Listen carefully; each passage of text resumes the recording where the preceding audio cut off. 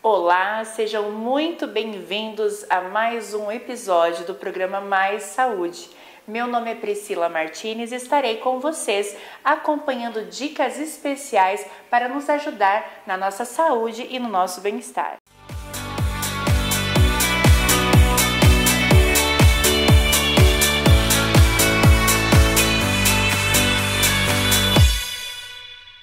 Todos os nossos programas são especiais, mas hoje temos renomados cirurgiões e vamos começar então com o Dr. Smiley, que é conhecido internacionalmente e vai falar sobre cirurgia estética e sua modernidade. Olá, estamos aqui na Shop TV para falar hoje sobre blefaroplastia. É uma cirurgia com anestesia local de grande advento ultimamente, aí até os homens estão fazendo bastante, né? Então eu vou falar um pouquinho para vocês sobre blefaroplastia, isso aí. Bom, as blefaroplastias são indicadas em pacientes mais ou menos acima de 35, 40 anos de idade, quando a pálpebra superior principalmente, mas também inferior, começa a incomodar na região periorbitária. Na região superior da pálpebra, nós fazemos a blefaroplastia superior. É aquela queda da pelezinha em cima do olho que atrapalha e também dá um ar um pouco enfurecido, parece que está bravo, mas não está. Então a gente faz essa cirurgia para poder o paciente ficar menos bravo aparentemente, né? Então a cirurgia é com anestesia local, a gente faz geralmente na clínica autorizada. A cirurgia transcorre em média em torno de 25 a 30 minutos.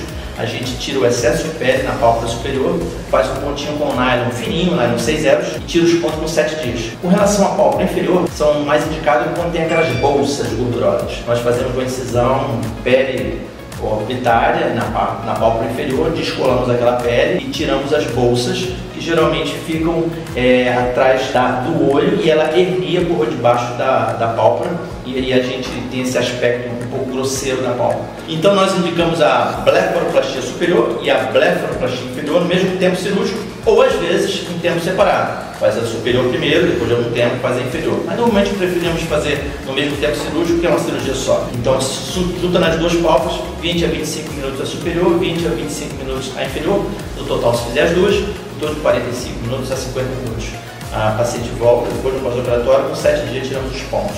Bom, os cuidados pós-operatórios da blefaroplastia. É muito importante a paciente fazer bastante compressa gelada para que não fique tão roxo, aquela equimose que assusta os familiares e amigos, né? Então, compressa gelada, evitar sol, pingar um colírio que nós prescrevemos, não fazer esforço físico durante uns 10 ou 15 dias e passar depois uma pomadinha na cicatriz para ela cicatrizar de bom aspecto. Mas a paciente principalmente deve evitar tomar sol. Além da indicação estética da blefaroplastia, nós temos as indicações mais reparadoras, digamos. Existe uma condição médica chamada pitose palpebral congênita. Às vezes o paciente tem uma dificuldade de elevação da pálpebra por uma disfunção do elevador da pálpebra, que é um músculo que existe. Isso é genético. Às vezes tem nos dois lados, às vezes tem do lado só. Então tem que tratar também, essa cirurgia trata também da parte muscular, além da pele, e geralmente é feita junto com o oftalmologista, a cirurgia de pitose palpebral congênita, né? Muitas vezes está só de um lado, então é muito difícil você conseguir uma simetria nesses casos de pitose palpebral. E existe também algumas contraindicações, pacientes recém-operados com esses cardiovasculares, pacientes que estão tomando um anticoagulante de altas doses, que pode sangrar, paciente com condições de comorbidade, tem que ser avaliada de paciente para paciente. Mas tem algumas pequenas contraindicações. Mas na maioria das vezes, como é uma cirurgia pequena, ambulatorial, nós indicamos em 90% dos pacientes que nos procuram, nós indicamos a blefaroplastia. Dificilmente tem uma contraindicação que fala que não pode operar. O paciente tenha tido também uma cirurgia recente, oftalmológica, a gente procura adiar um pouquinho, 3 a 6 meses após essa cirurgia oftalmológica. Mas normalmente a gente indica bastante essa cirurgia. A cirurgia é uma das mais comuns. A blefaroplastia, a próxima mamária, e a mamoplastia e a abdominoplastia. A blefaroplastia, dentre as locais, é a mais comum. Depois segue-se a otoplastia. É isso aí. Espero ter esclarecido algumas dúvidas sobre essa cirurgia de blefaroplastia e da próxima vez falando mais assuntos na Shop TV. É isso aí. É isso aí. Agora eu vou falar para vocês um soneto, que é essa parte minha que me move, a parte alegre de escrever, né? Então eu vou falar para vocês um soneto chamado A Origem do Mal. Acho que cabe na nossa época, porque acabamos de sair de uma pandemia e a gente sempre questiona por que existem as coisas ruins, por que existe o mal, chamado a origem do mal, diz assim: que alguém me diga a origem de algum mal. Absolver Deus é sempre a nossa ideia. Penseis vós no melhor, na Teodiceia. Ó meu santo Agostinho divinal, o que me diz da fúria natural? Como explicar num berço uma apneia? Eu vou calar melhor. Minha traqueia é um alvo do pecado original. Quiçá amanhã, sangrando num castigo, eu venha a sufocar do mal falado e diga: Deus, que horror! Por que comigo? E ouça: organizado é o mundo, herege. O mal preenche o vão do anel vazado. Se um dedo bom lhe foge, o mal lhe rege. Dr. Smiley sempre traz novidades e nos informa aí sobre as modernidades desse mundo da cirurgia plástica. E continuando aí na área da saúde, cuidando do corpo e da beleza, nós vamos lá para a academia Spartan Gym, onde eles vão falar um pouquinho desse mundo fitness para que a gente possa, inclusive, se interessar e começarmos a nossa vida fitness também. Fala galera, estamos aqui na Spartan Gym com perguntas e respostas no programa Mais Saúde na Shop TV. Fala galera, meu nome é Abner, sou professor aqui na Academia Spartan Gym. E respondendo a pergunta sobre como a gente pode estar melhorando força, flexibilidade e resistência, né? O exercício mais eficaz é um, é dois? Quais exercícios são? Não necessariamente é um exercício, mas é um conjunto de exercícios, tá? Específicos conforme a individualidade de cada pessoa. No caso específico, não é um exercício ou os exercícios, mas como eu disse, uma sequência correta de exercícios e no caso uma progressão diária e semanal. Quando a pessoa chega, vai fazer o treino de força, a força dela é mínima. Conforme for passando os treinos, a gente vai aumentando a carga, aumentando o número de repetições e fazendo dessa forma uma progressão. Na questão da flexibilidade é a mesma coisa. De repente a pessoa chega ali e não tem flexibilidade ou tem problema com encurtamentos e câimbras e conforme for passando a gente vai fazendo exercícios de alongamento para melhorar e potencializar a flexibilidade do indivíduo. E falando em progressão semanal de cargas e de flexibilidade também, a forma correta é ir aos poucos, sempre avançando um passinho por vez. O iniciante ele não pode simplesmente chegar e já querer levantar mais peso do que ele consegue. Dessa forma ele vai acabar tendo algum tipo de lesão simplesmente pela má execução, porque dessa forma ele não vai trabalhar a musculatura alvo do exercício e vai acabar usando outros músculos como acessórios para fazer o movimento. Isso vai acabar prejudicando no longo prazo o rendimento dele. Galera, então aqui a gente na Spartan Gym, a gente conta com um aplicativo exclusivo que a gente pode montar pro aluno, de acordo com o seu objetivo, de acordo com a sua limitação técnica. A gente coloca o monitoramento também, tudo certinho em cima. Então o aluno ele fica bem completo nessa parte do treinamento, tá? Não só com monitoramento, mas também com vídeos ilustrativos, sequência de movimentos, tudo de acordo com o tempo do aluno, o objetivo do aluno e não importa se ele é idoso, se ele é mais avançado, se ele é iniciante, se ele é um pré-adolescente. Então a gente conta com todos os objetivos dentro desse aplicativo completo que só a Spartan Gym oferece para vocês. Olá pessoal, sou Alexandre, professor aqui da Spartan Gym, respondendo a dúvida do pessoal. Um dos objetivos que a gente usa para poder estar sempre motivando os alunos iniciantes são quais? Sempre fazendo uma abordagem simples e ao mesmo tempo indicando a ele que ele pode correr risco de alguma lesão, por ele ser iniciante e não ter condições de movimento.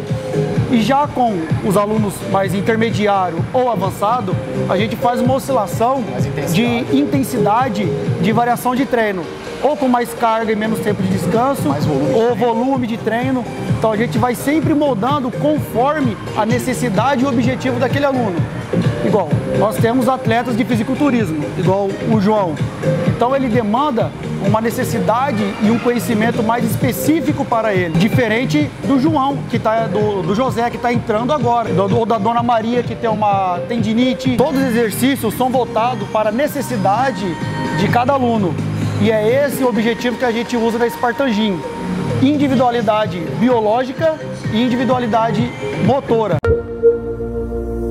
Essa é uma demonstração fantástica do comprometimento com a saúde, não é mesmo? E quem cuida da saúde, cuida da mente junto. Precisamos nos conscientizar da importância de exercício físico nas nossas vidas. E já tomando aí o rumo, porque a gente sabe que exercício físico, cirurgia plástica, vem sempre acompanhada de um antes. né? Então você que precisa fazer uma cirurgia bariátrica, acompanhe agora a doutora Paula Ismail, quem faz então cirurgias bariátricas, mas hoje vai falar de um tema diferente, que é câncer no intestino. Vamos acompanhar. Olá, sou a doutora Paula Ismail e hoje nós vamos falar sobre o câncer de cólon retal. O câncer cólon retal é um câncer do intestino grosso. Ele é um tipo de câncer que é altamente prevenível e altas chances de cura. Para que isso aconteça, é necessário a prevenção. A prevenção ela é realizada com a colonoscopia e esse exame requer que seja realizado a partir dos 40 anos ou 45 anos, a depender do histórico de cada paciente. Por se tratar um câncer que é altamente curável, o importante é diagnosticar antes. Ou seja, quando nós fazemos a colonoscopia previamente, a chance do paciente sair do câncer e ter uma vida saudável depois é muito grande. Por isso essa prevenção precisa acontecer. Os tabus, as coisas que os fazem ter medo de fazer a colonoscopia, que impedem essa progressão e essa cura cada vez mais alta. Por isso que hoje nós estamos aqui para trazer essa qualidade e entendimento de informações, que não é um exame agressivo, mas é um exame que necessita um preparo e um cuidado para ser realizado. Quando a gente faz a colonoscopia na idade certa, ou seja, a partir dos 45 anos, se não tiver nenhum problema antes de família ou familiares com câncer de intestino ou pólipos frequentes, você vai fazer uma prevenção depois, não tendo nada, a cada 3 anos ou 5 anos. Caso você venha a ter um familiar com câncer, ou mesmo com pólipo, aí é necessário começar essa prevenção 10 anos antes do primeiro diagnóstico na família. Importante é lembrar sempre, o preparo ele é sim mais ruim, ou seja, é necessário uma limpeza completa do intestino, mas o exame por si só, ele é bem tranquilo. Você chega, vai fazer uma sedação, vai dormir e não vai lembrar de nada depois. Às vezes vai ter um incômodo, uma cólica bem leve depois, mas é só isso. Depois você vai ter um diagnóstico, uma tranquilidade de vida e aí nos próximos 3 a 5 anos estando bem tranquilo, para poder seguir sem ter o câncer de intestino e prevenindo quando aparecer os pólipos, retirando esses pólipos. Então vamos lembrar que os fatores de risco para que tenha câncer de colo são tabagismo, obesidade, câncer na família, uso excessivo de shoyos, embutidos, carnes vermelhas. Isso tudo faz com que aumente o risco. O intestino ser preso, ter sangramentos recorrentes sem investigação, são todos fatores que nos alertam sobre o risco de ter um câncer de intestino ou começando ou instalado. Então isso é importante estar observando e importante estar prevenindo. Quando nós temos esses fatores de risco, ou seja, são fatores que aumentam a chance de ter câncer, é onde nós precisamos cuidar, ou seja, a obesidade precisa ser tratada, o tabagismo precisa ser interrompido e as carnes processadas, carnes vermelhas necessitam diminuir, porque isso tudo faz com que aumente a chance de câncer de intestino, porque isso irrita o intestino, essas inflamações contínuas no intestino que vão levar a desenvolver um câncer. Inicialmente, o paciente vai ter um pólipo no intestino. Começa-se com um pequeno pólipo, começa-se com uma verruguinha, e dessa verruguinha que vai crescendo, e aí ela vai se tornar lá na frente um câncer. Se a gente tira esse pólipo, essa lesão lá no início, com a colonoscopia, ele não vai virar câncer. Mas se nós não fizermos a colonoscopia e não retirarmos, nós não temos como prevenir, não temos como tratar. Então esse câncer de intestino, ele vai continuar, ele vai crescer até o ponto que ele se torne intratável. Então a prevenção, ele é o melhor e o maior aliado contra o combate no câncer de intestino. Então, quando é que eu devo me preocupar com o câncer de intestino? Caso você ainda não tenha 40 ou 45 anos, existem outros fatores que também precisam ser atentados, ou seja, diarreias que não têm explicação, dores abdominais, sangramento, ou intestino muito preso, fezes finas, sensação de evacuação que não é completa, perda de apetite, emagrecimento que não tem causa. São fatores e sintomas que podem nos mostrar que tem algum tipo de câncer a ser instalado. São fatores que nos indicam algum tipo de sintoma de câncer de intestino. Então precisa ser investigado e aí é onde nós vamos para a colonoscopia. Um procedimento que como nós já falamos, simples de ser realizado. O tratamento do câncer de cólon, então, a partir do momento que já não temos como fazer a retirada por colonoscopia, aí ele é cirúrgico. Então, eu preciso, nesse momento, fazer o quê? Cirurgia. Em alguns casos, a cirurgia também não é possível. Então, nós iremos para as quimioterapias, radioterapias. Isso vai depender tudo da onde é o tumor, como ele está neste momento. E aí é necessário exames mais complementares, como tomografia, ressonâncias, PET scan e tudo isso para conseguir chegar no diagnóstico. Mas vamos tentar, ao máximo possível, evitar isso daí. E como nós vamos evitar? Com a colonoscopia, com a prevenção. Essa é a nossa maior aliada. Então, você que tem familiar com câncer de intestino, familiares que já tiraram pólipos, isso é muito importante que seja feito a prevenção. E junto nós vamos conseguir combater esse câncer. Um tema sério, né? E a gente continua batendo na mesma tecla que a melhor coisa é a prevenção. E por esse motivo, vamos falar também com o Dr. Guilmer de la Cruz, que vai nos trazer também mais informações a respeito de outras patologias e como nós podemos nos cuidar para que possamos, então, já nos prevenir e vai nos orientar para que possamos manter uma rotina saudável e nos livrarmos de possíveis doenças. Eu sou o Dr. Guilmer de la Cruz. Bom, primeiramente, eu sou um médico do Peru. Eu fui formado, sou graduado em Peru, né? Eu fiz meus 7 anos de faculdade no meu país. Logo, eu vim fazer um estágio aqui, um internato no Hospital das Clínicas, da USP, em Ribeirão Preto. E a partir desse momento eu decidi ser médico no Brasil. Aí tive que fazer aquelas etapas de revalidação de meu diploma. Foi anos difíceis, mas que valeu a pena, na qual eu gratificante. Estou grato por trabalhar em seu país. Eu gosto e agradeço muito a oportunidade que Deus me dá para tratar a população brasileira. Depois desses anos eu tenho cursos complementares como endoscopia, como ATLS, ACLS, fiz também um ano de revalidação de meu diploma e agora me encontro aqui na Clínica ICAGE para cuidar de sua saúde. O processo o exame que a gente faz aqui na clínica, a gente trabalha junto com a doutora Paula e uma equipe de especialistas, é a endoscopia. A endoscopia é um processo semi-invasivo, né, na qual a pessoa, quando chega no consultório com uma queimação no estômago, uma gastrite, ou uma suspeita de uma úlcera, ou um sangramento, que a gente precisa investigar esse paciente, a gente faz uma endoscopia, que é um tubinho pela boca, para ver se a pessoa tem, se efetivamente uma gastrite, uma úlcera, que está tendo essa complicação, esse sintoma que chega na clínica. Então, assim, para que esse paciente faça esse exame, tem que ser acompanhado previamente. Não necessariamente o paciente pode vir e dizer, doutor, quero uma endoscopia. Não, esse paciente precisa ter um eletro, né, para ver como está o coração, precisa colher um exame de sangue para ver como tem a hemoglobina, para descartar uma que outra complicação durante a sedação, porque a endoscopia, a gente faz uma pequena sedação para o paciente não sentir aquele desconforto do tubinho entrando pela garganta e tudo, pelo esôfago, e então assim, precisa sim uns cuidados antes de fazer o exame. Tendo tudo ok, o paciente entra aqui no centro cirúrgico e faz com todos os protocolos que a gente tem na clínica, né, para fazer esse exame que é a endoscopia. Agora, se o paciente quiser fazer uma colonoscopia ou for orientado a fazer uma colonoscopia, é muito parecido, só que a gente vê o cólon, né? E o paciente precisa fazer um preparo também, precisa tomar um laxante, limpar tudo o sistema gástrico para depois fazer essa colonoscopia, já que essa colonoscopia nos permite ver alguma massa suspeita de um tumor, alguma úlcera, algum divertículo, que é uma lesão no cólon. Então é muito importante, especialmente em pessoas mais de 60 anos, né, que se preconiza, né, fazer uma colonoscopia, ou pacientes que já têm antecedentes, o avô ou o pai, de ter alguma doença no cólon. Então são essas pessoas que precisam se prevenir também e fazer essa colonoscopia, que a Clínica ICAGE faz. Informações extremamente valiosas para cuidarmos direitinho da nossa saúde. Lembrando da importância de consultar o seu médico regularmente. E outro tema importante é a saúde mental.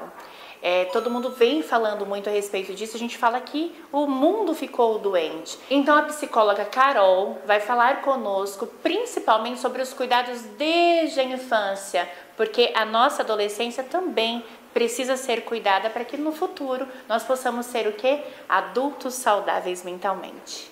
Olá! No programa de hoje daremos continuidade sobre o assunto psicoterapia.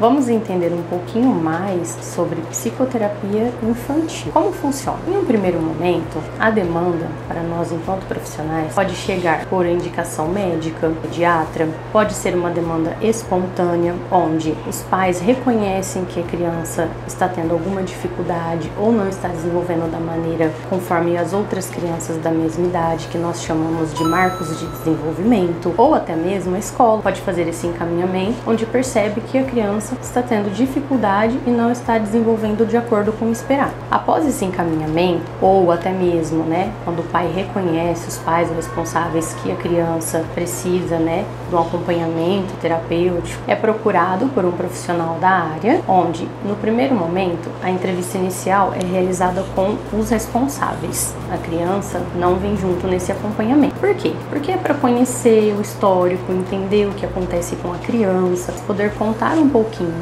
desde o nascimento dessa criança até o momento atual. Após esse primeiro contato com os pais, é chamado para uma próxima sessão essa criança. Nessa primeira sessão, o profissional, ele constrói o vínculo. É um momento do brincar, é um momento ali de interação, de distração. Por quê? Porque a criança precisa também se envolver, ter a confiança no profissional para assim conseguir discorrer com a terapia e os atendimentos. No decorrer do brincar e da interação com a criança, nós já iniciamos uma avaliação, uma observação de como a criança brinca, das falas da criança e, consequentemente, continuamos essa avaliação. A investigação e avaliação acontece por meio do que é apresentado como um sinal de dificuldade, sofrimento ou comportamentos que não são esperados para a idade daquela criança. Após essa avaliação, os pais são chamados para receber uma devolutiva, são orientados dentro do processo terapêutico,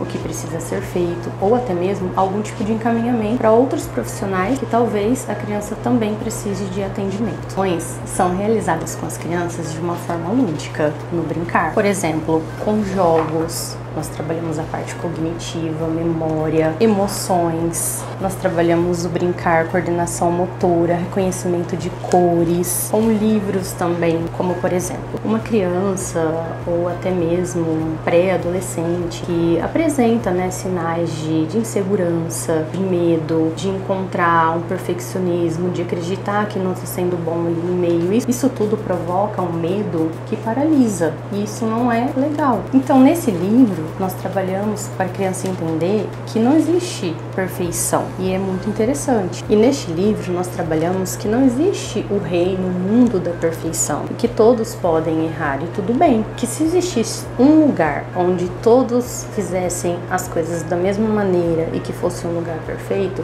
tudo seria igual. Quando a criança apresenta esses sinais, ela deixa de fazer coisas, ela deixa de brincar, ela deixa de passear, ela não consegue realizar atividades de uma forma funcional. E esse trabalhar, esse desenvolver com a criança faz com que ela se solte, que ela entenda o mundo de outra maneira, que aí, dessa forma, ela consiga se relacionar e ter uma vida saudável junto com outras crianças. E nesse momento, além de realizar as intervenções, também é possível avaliar o comportamento, a estrutura psíquica, emocional e seu desenvolvimento na totalidade, de uma forma biopsicossocial.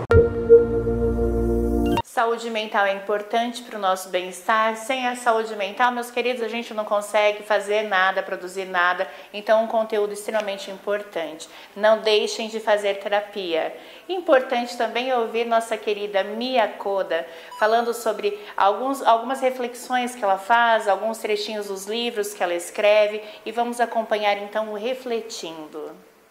Indecisão. Quem nunca se viu diante desse desafio, sem saber como fazer uma escolha ou até mesmo temendo por suas consequências? Acontece que a indecisão é natural e até pode ser positiva, pois nos permite um tempo para pensar sobre o que realmente queremos e o que é melhor para a gente e para os outros. No entanto, ficar adiando uma decisão importante por muito tempo pode sim gerar ansiedade e até nos prejudicar. Só que muitas vezes essa hesitação está ligada à insegurança ou a crenças negativas, como por exemplo, o receio de encerrar um relacionamento ruim devido ao medo da solidão ou aquela sensação de não ser interessante o bastante para encontrar uma companhia muito mais amorosa e gentil. Avaliar os sentimentos que estão por trás da sua indecisão e pensar melhor sobre eles é um primeiro passo para te ajudar a decidir. Até porque, quando não agimos na vida, outras pessoas farão isso por nós. De qualquer forma, decidindo ou deixando que o destino se encarregue, não escaparemos das consequências das nossas escolhas ou da falta delas. Vale a pena pensar sobre isso, não é? E antes da gente se despedir, quero te convidar para conhecer o meu livro Acabou Mãe, Cadê Meu Tênis?, que está disponível na Amazon. Nele, compartilho 9 princípios para viver bem, mesmo após os filhos saírem de casa. Vale a pena conferir. E assim concluímos mais um episódio. Gostaríamos muito de agradecer por estarem conosco mais uma vez. Curtam, comentem, compartilhem, divulguem. Sejam divulgadores do nosso programa para que possamos trazer sempre pessoas mais legais, mais interessantes, tão especiais quanto as pessoas que estiveram conosco hoje. Até mais.